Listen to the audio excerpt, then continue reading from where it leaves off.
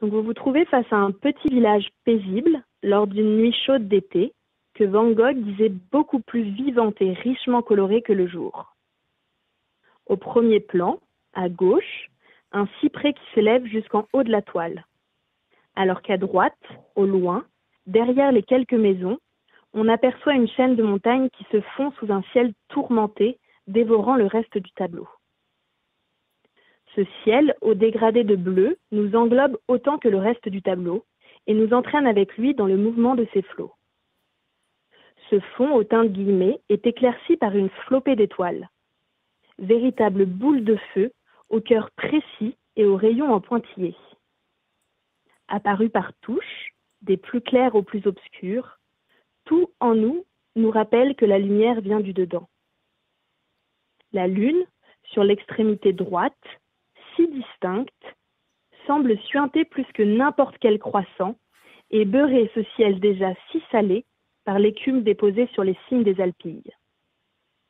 Un imposant cyprès s'agite, sans plier, sur le côté gauche de la toile. Comme une immense flamme verte, il flamboie dans l'embrasement général. Lui, qui est habituellement si droit, si strict, danse pour une fois sous les chatouilles du vent.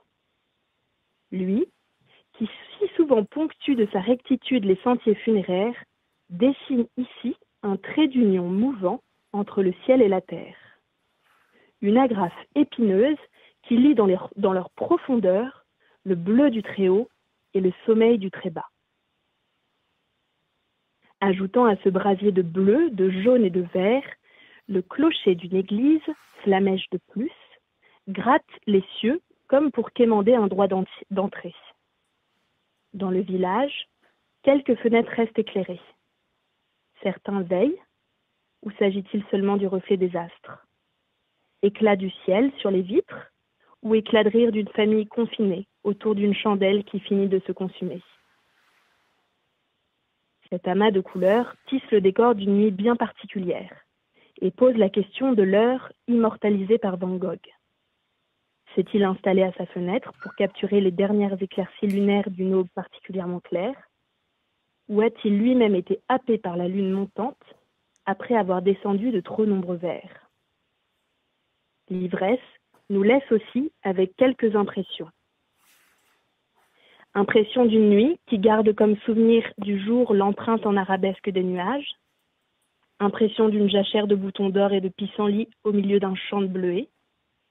Impression d'une mer aux vagues puissantes, bien que non hostiles et à la houle nocturne.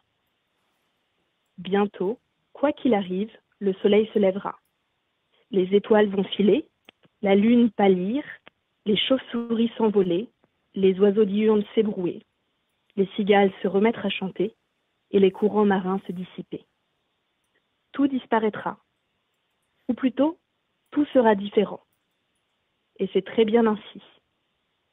Autorisons-nous une dernière échappée, que notre regard navigue librement aux quatre coins de cette nuit que nous avions dans un coin de la mémoire.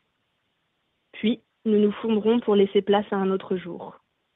Nous reviendrons à nos affaires, le bain des enfants, la casserole qui mijote, notre défi sportif, ou simplement l'envie qui nous démange d'envoyer un email à l'incruste.radio@gmail.com pour participer à la prochaine libre antenne.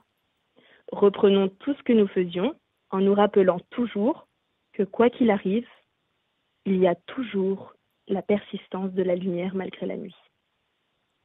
Waouh!